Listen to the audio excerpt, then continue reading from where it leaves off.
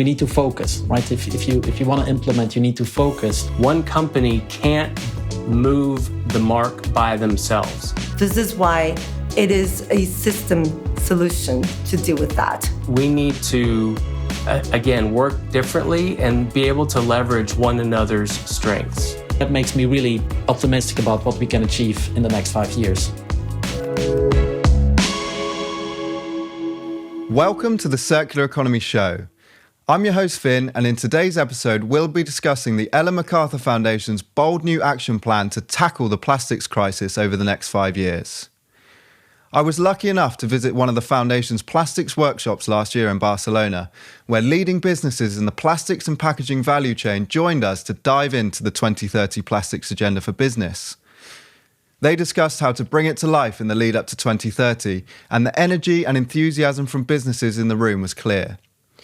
Later, we'll hear how business innovation can help unlock progress now, and how collaborative action can bring local solutions to scale. But first, let's dive into what the Foundation and its partners have learned from efforts to date. Here's our executive lead for plastics, Rob, in conversation with our editorial lead, Nora. First, we've learned that progress is totally possible on this issue, on tackling plastic waste, on building a circular economy for plastics.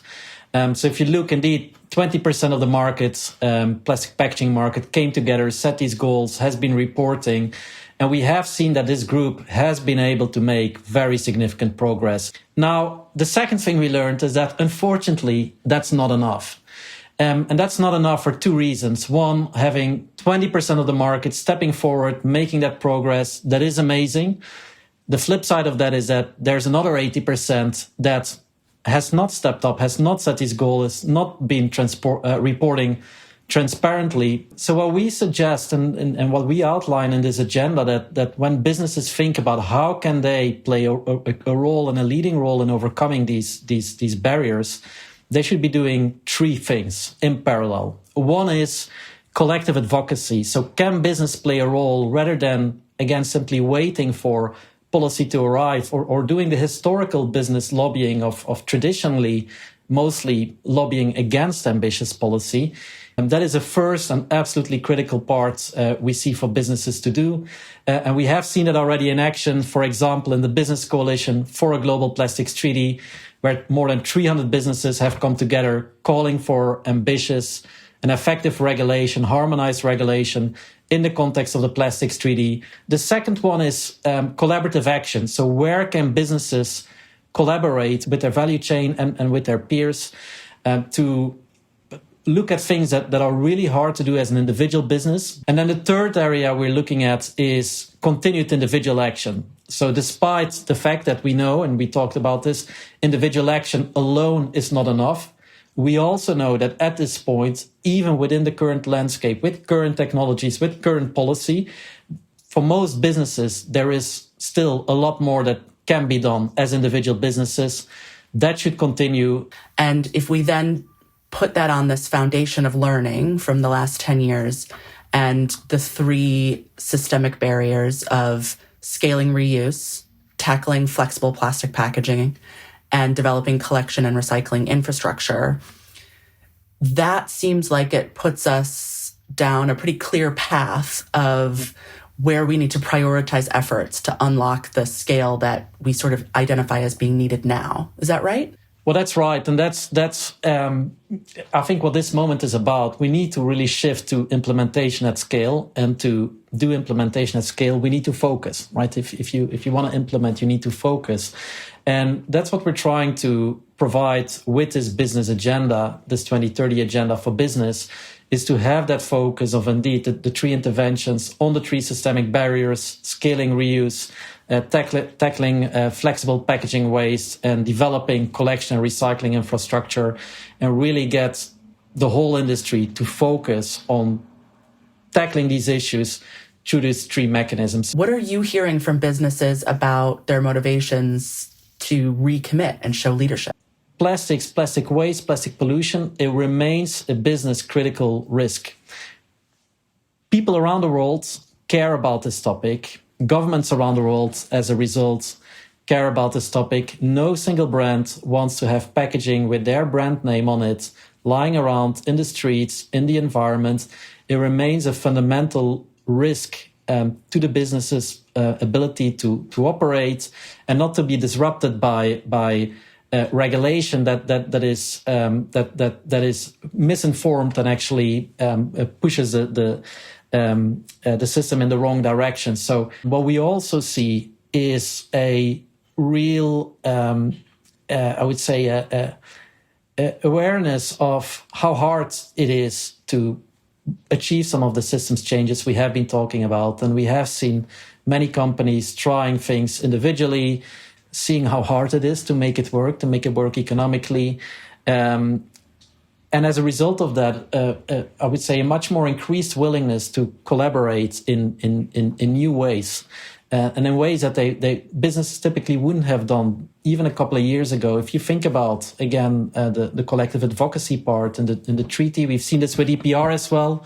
Businesses, after decades of being very skeptical and often in many markets lobbying against EPR, suddenly turning around a couple of years ago. And that makes me really optimistic about what we can achieve in the next 5 years.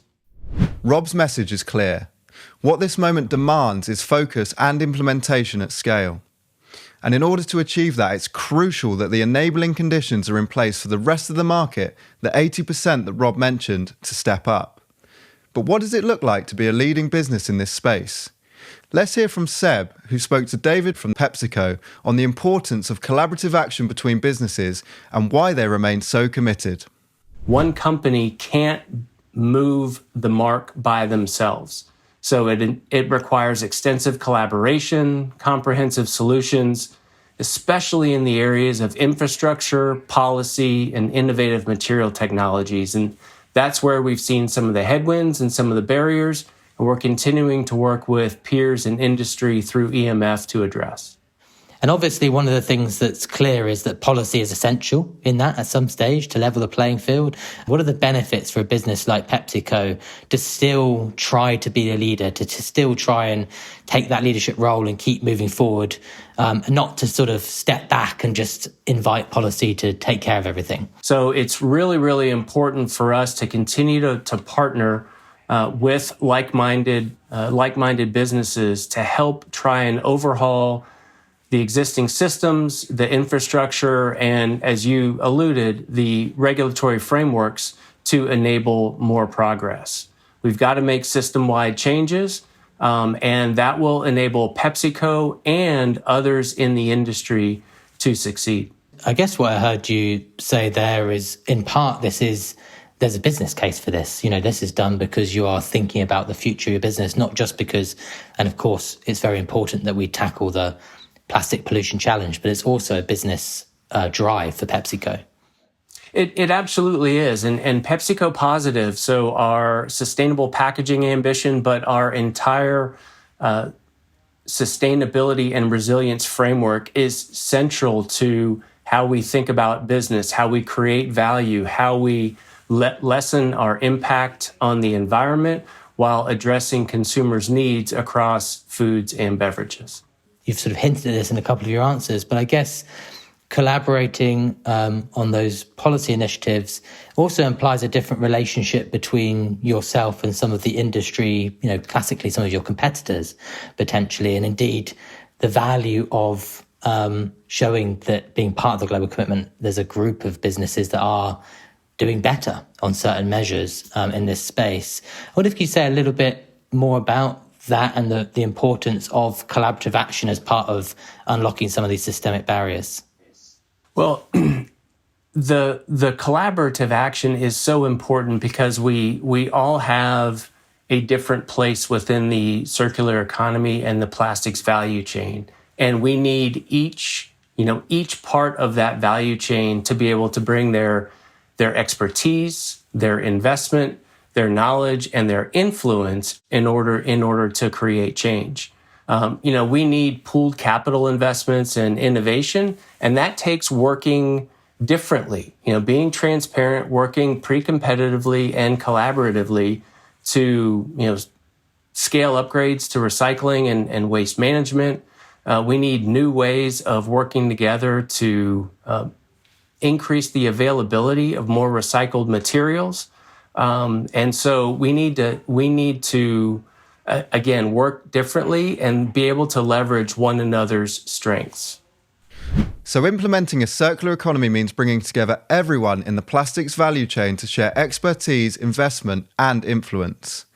Now we're going to hear from Ambro, our plastics policy lead, and Go from the Japanese government's plastics treaty negotiating team on what policymakers and governments need to accelerate the implementation of effective policy. Main challenges that policymakers face, well, there's quite a lot of challenges, but one thing I would like to start with is that the concept is quite clear when you say we need to tackle plastic pollution and that we need to transition from a linear to a circular economy.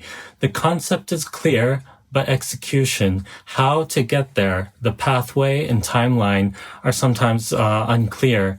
A lot of the businesses, some of the policies, there are very easy first steps that we can make, like moving away, like tackling single-use plastics, introducing more recycling, but how to get to the end is quite unclear. So that complexity and the sheer vastness of plastics in our society, that is a main challenge that I would like to raise.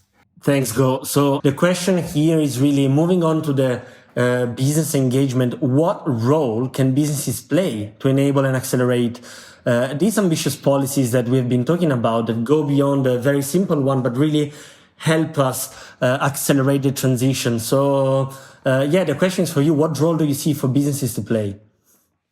I think businesses play a critical role in clarifying transition pathways and timelines, and also they communicate with consumers in ways that policies cannot. They can provide actual products or services that really spell out what it means to make society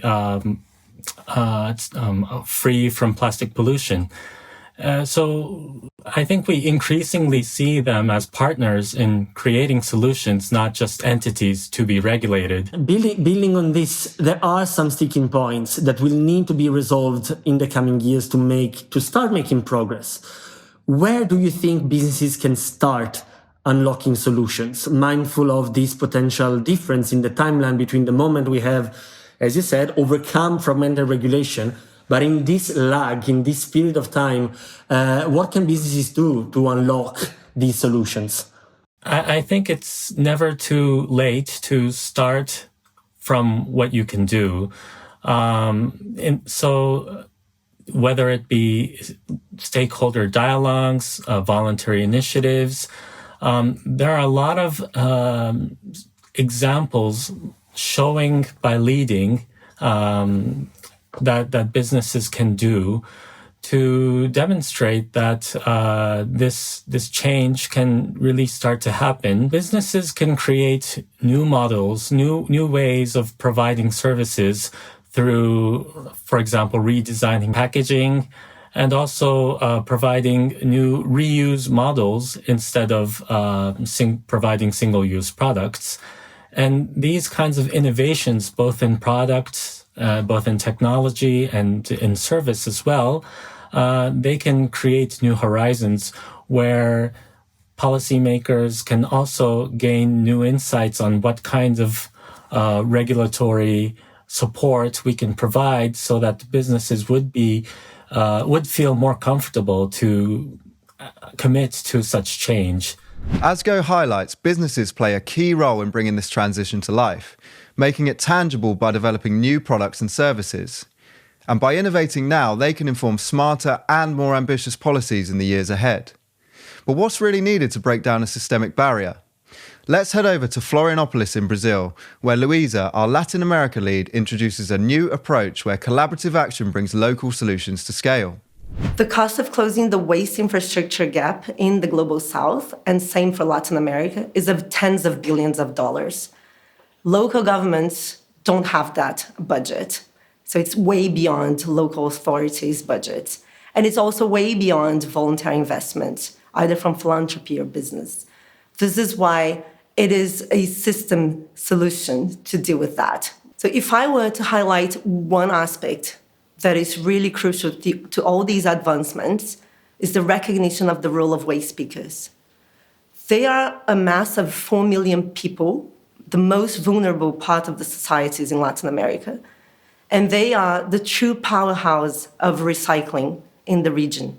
2/3 of everything that is recycled in Latin America comes from the hands of a waste speaker. And this is really representative of the installed capacity that they have. They are everywhere. But most of them are working in informality. 90% of them are individuals in the beaches, in the streets, in the riverside communities, collecting and selling to intermediaries to then sell to the recycling industry with very poor conditions, health and safety conditions, living conditions, low wages. And only 10% of them are informal cooperatives. And the advancements that both businesses and policymakers have made in the last few years, they all recognize the role of waste speakers as a central part of an effective waste management system. And this is really crucial because they are the ones who know the context, who will implement the solutions, who will design the solutions that are applicable to them. Starting with one country, as we're doing with Brazil, will bring us a lot of knowledge, learnings, and experiences that can be replicable, that can be adapted to other local contexts. And this is really important because it makes the case for scaling successful solutions and it brings learnings so we don't start from scratch. Solving this challenge requires bold, coordinated action across sectors. And as we've heard throughout the episode, progress is possible, and our 2030 agenda lays out the priority actions to make it inevitable. Head over to our website to find out more about our 2030 agenda. And as always, thanks for listening to this episode of the Circular Economy Show. If you enjoyed it, please do share it with a colleague or friend, and remember to subscribe. We'll see you next time.